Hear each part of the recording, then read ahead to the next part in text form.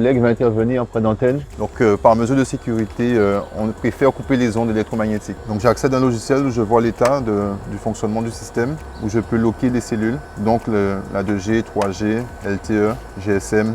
J'ai un peu accès à tout. Bien vérifier l'état de fonctionnement actuel du site pour que dès qu'on remette en place, qu'on vérifie que tout soit en corrélation avec ce qu'on avait précédemment. Là, je suis en train de mettre mon harnais, donc sécurité oblige, hein. Il faut s'équiper. Je suis là en soutien pour vérifier si tout est OK. Sur les pylônes, nous avons des échelles. Et sur les échelles, il y a un conduit, donc un rail. Donc le zol permet d'être enfoncé dans le rail. Et comme ça, en toute situation, il est accroché au pylône. Alors le but du harnais, c'est d'être en permanence fixé au pylône. Alors qu'un moment, dès qu'on monte, on est décroché, on est détaché du pylône, on est en permanence accroché. Donc ici, les crochets, c'est qu'une fois qu'il a monté, qu'il sort de l'échelle, obligatoirement, ça ce sont les accroches, il les met dans la mesure du possible pour être le mieux en sécurité. Casque aussi obligatoire. Donc tout ça, ce sont des équipements qui sont nécessaires pour travailler en toute sécurité. Voilà, maintenant là, mon collègue doit vérifier que là, on est bien mis.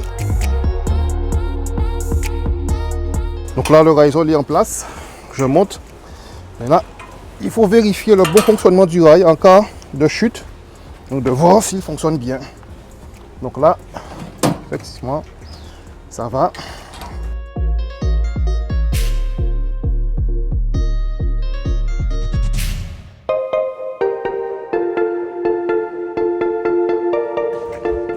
Des antennes. Montez une boucle là.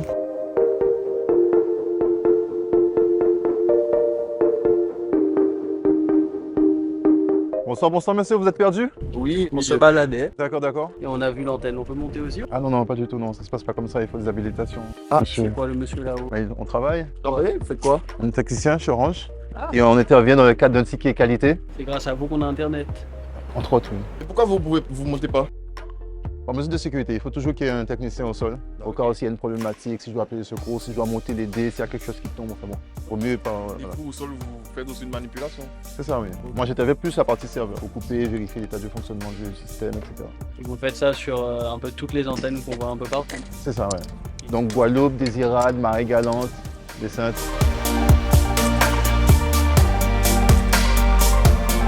Ah, mais le collègue il est arrivé. Vous faisiez quoi là-haut? On a un incident sur les équipements. Donc il y a un des modules qui ne fonctionnait pas. J'ai remplacé ce module-là. C'est un module, on appelle ça SFP, qui transforme la fibre en énergie électrique en fait. Ok. Juste Voilà. à ça? Juste ça en fait. Ah ouais. Et c'est ça qui entre guillemets alimente internet Qui a- ou pas du tout? En fait, c'est une partie. On a des antennes en haut qui émettent et qui reçoivent des réseaux RD en fait. Ils passent par des petits câbles qui passent ensuite par vous voyez le truc carré que vous voyez là, on appelle ça un RRH en fait. Et après, quand ça passe dans le RRH, les informations repassent par là en fait, Ok. par la fibre qui vient dans les équipements en bas et là ça transforme les informations puisque c'est multiplexé. Et après, ça va encore sur un autre équipement qui est concentré, et voilà. Mais en fait, l'internet passe par là. Hein. Internet, la data et la voix passent par là en fait. Ok. Donc nous on est là pour maintenir le réseau en bon état de fonctionnement.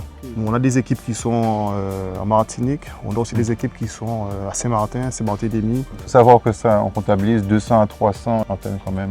Ah ouais. Pour combien de techniciens à peu près? Au total, en Guadeloupe, nous sommes 6. C'est ça. Ok. 6 techniciens qui interviennent sur toute la Guadeloupe proprement dite. Ah, c'est quand même des métiers assez uniques en plus quoi. On bouge tout le temps, ça évolue. Hein. Moi quand j'ai commencé, on faisait que la 2G. Hein. La 2G? On ne disait même pas 2G, on disait GSM, tu vois. Oui, les portables GSM, oui. Et maintenant, ça a changé, les technologies ont évolué. Après le GPRS, c'était le début de la data. Après, on est passé à la 3G.